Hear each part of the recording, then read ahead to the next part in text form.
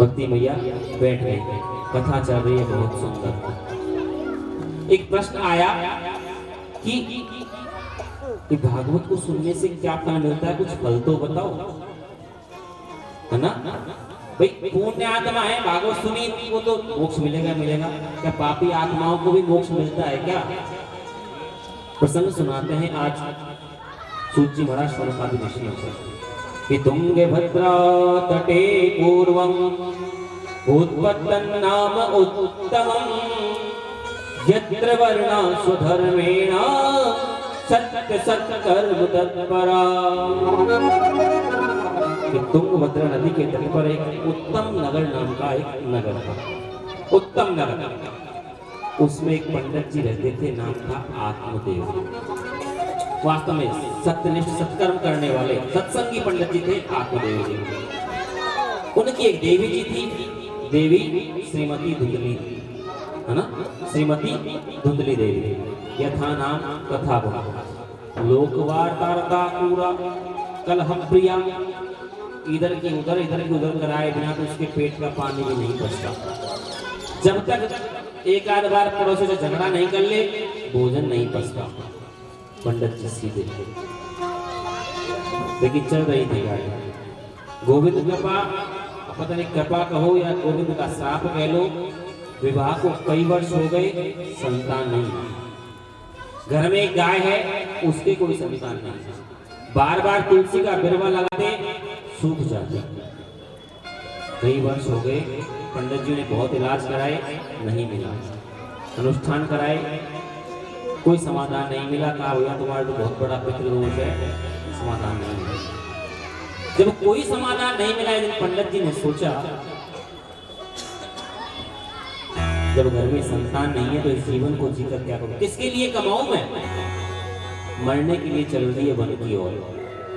एक कुएं के मूले पर पैर लटका दिए और बैठ गए, मरूंगा। रोने लगे, हरे गोविंद मैंने कौन सा पाप कर दिया जो एक संतान भी नहीं थी, जो मेरे वंश को आगे बढ़ा सके।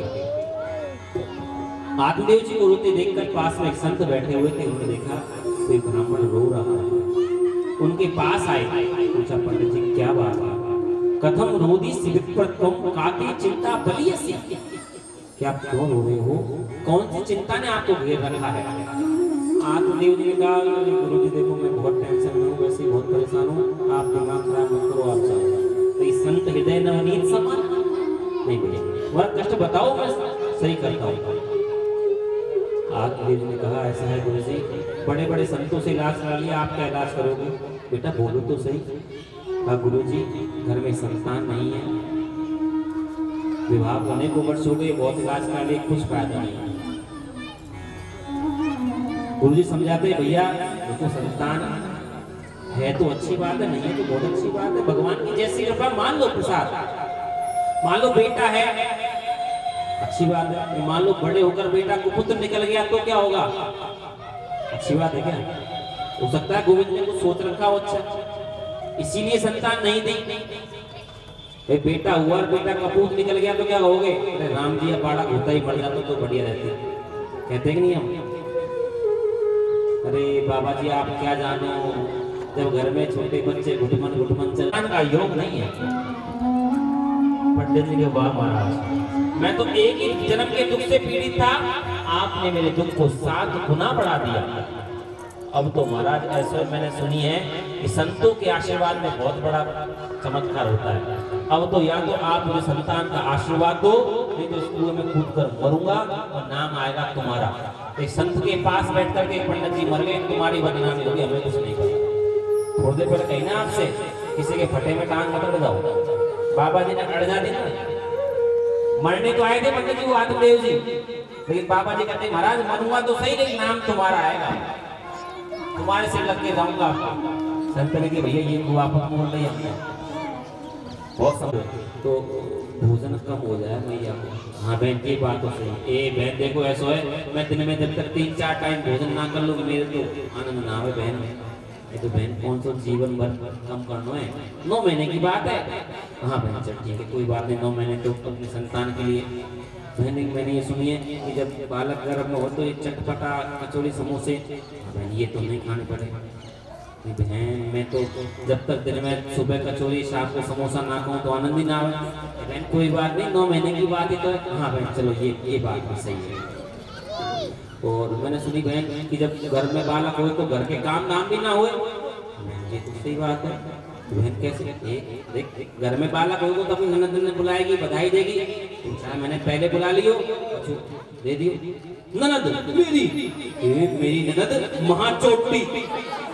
मैं रहूंगी खाट पे बिस्तरन पे, हमारे पंडित जी भोले भाले पूरे माल लूट के ले जाएंगे, मैं ना बुलाऊं।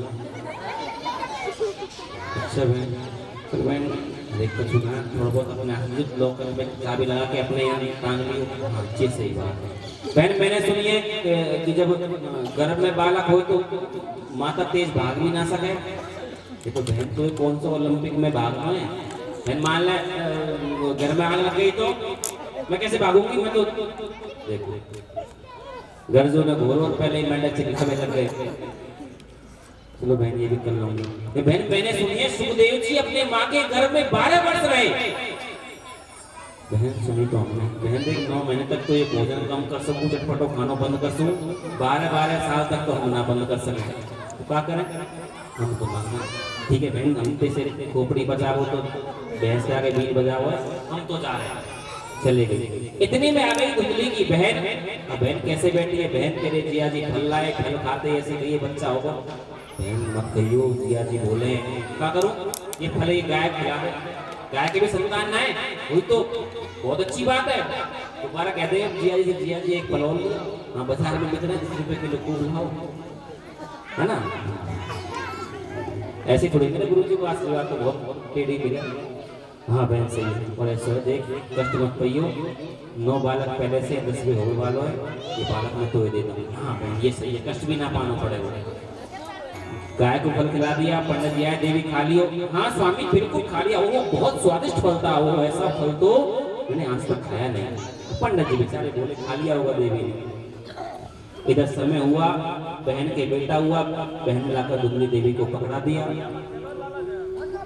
सुबह उठा तो देखा धुंधली के पास बालक। पंडित जी ने सोची भैया हमने तो ये देखो सुनो कि जब घर में बालक हो तो हो हल्ला मच जाए, कोई आस पड़ोसी को बुलाना पड़े, दाई को बुलाना पड़े, अस्पताल ले जाना पड़े, यहाँ तो कोई हल्ला ही नहीं। देवी का तुम तो बोले ही हो पंडित जी, ये भगवान को संत का आशीर्वाद है, संत के आशीर्वाद से बालक कैसे हो बिना हल्ले के चुपचाप रह जाए। पंडित जी बेचारे बोले कोई बात नहीं भैया आशीर्वाद है। अब तो बालक रखा। इधर 3 महीने बाद उस गाय के बालक हुआ, कान बड़े बड़े गाय के जैसे और पूरा शरीर मानव के जैसा। नामकरण का समय आया, पंडित जी ने सोची मेरा नाम आत्मदेव तो बेटे का नाम रखूंगा परमात्मा देव।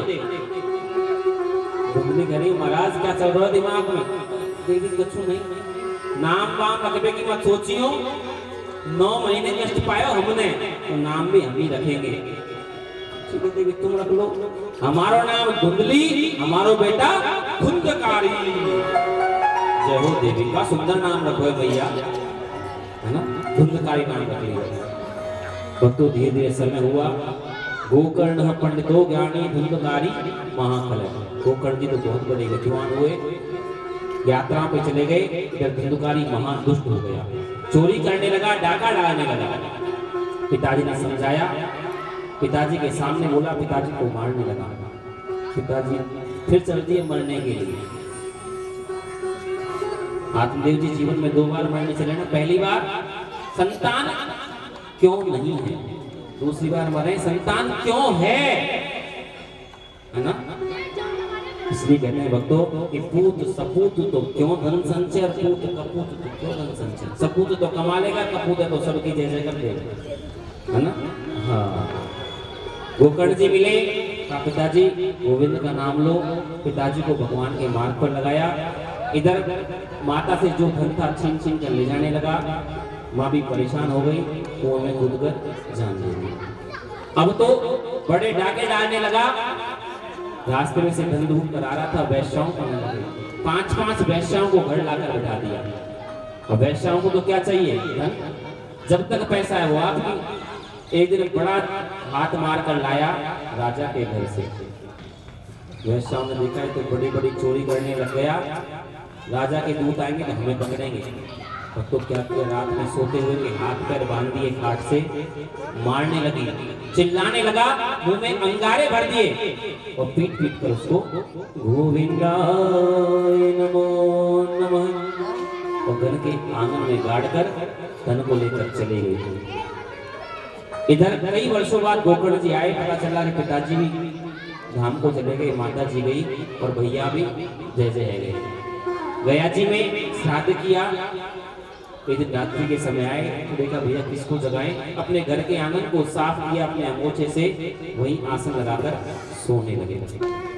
देखते क्या है तभी सकन मेष सकत हस्ती सकत च महिषो भवत सकत इंद्र सकत च्वाग्नि पुनश्च पुरुषो भवत। अचानक से एक भेड़ आ गया, जैसे पलक झपी वो भेड़ हाथी बन गई, थोड़ी देर में वो भैंसा बन गई, कभी इंद्र कभी अग्नि कभी मनुष्य, अलग अलग रूप धरने लगा। गोकर्ण जी ने हाथ में जल लिया फेंका, कौन हो? अहम भ्राता त्वदीयोस्मि धुंधकारी नामद, मैं तुम्हारा भाई हूँ धुंधकारी। गोकर्ण जी क्या पड़े धुंधकारी, मैंने तो तेरा श्राद्ध कर दिया गया जी में, जब भी मुक्ति नहीं हुई। गया जी में श्राद्ध कर दो पितरों की मुक्ति हो जाती है, लेकिन धुंधकारी ने कहा भैया गया श्राद्धम सते नापी मुक्तिर में न भविष्यति। क्यों? क्योंकि मैंने तो वो अपराध किया है जिसे कोई क्षमा नहीं करेगा। माता पिता को कष्ट दिया है, उसको तो भक्तों वहां भी जगह नहीं है, ऐसे भटकते फिरेंगे बाद में, इसलिए माता पिता की सेवा करो। भैया मुक्ति करो। गोकर्ण जी सुबह उठे, अपने आराध्य सूर्य देव का ध्यान किया, सूर्य देव का ध्यान किया, सूर्य देव ने उपाय बताया, श्रीमद् भागवत। स्वयं गोकर्ण जी व्यास बन करके बैठे, आषाढ़ के महीने में कथा हुई। धुंधकारी आया, भैया कहाँ बैठूं? हवा थी ना प्रेत पे, इधर से हवा चले इधर, इधर से चले इधर। तो एक 7 फली का बांस मंगाया, उसमें बैठा दिया। प्रथम दिवस की कथा हुई, प्रथम गंती पट गई, दूसरे दिवस की दूसरी गंती पट गई, 7वें दिवस की गंती फटते कथा होते ही 7वीं गंती फट गई। एक दिव्य विमान आया, धुंधकारी जी को लेकर के चला गया। भक्तों ने पूछा भैया इसी को लेने हमने भी कथा सुनी? और भैया श्रद्धा और भाव से कथा केवल उसने सुनी, और तो केवल खेल देखने आए थे कि वास्तव में मुक्ति मिलती है कि नहीं, परीक्षा करने आए थे। इस बार कथा सुनेंगे। श्रावण मास में फिर गोकर्ण जी ने कथा करी और जितने श्रद्धालु थे उतने विमान आगे सबको मोक्ष मिली। बोलो भागवत भगवान की जय।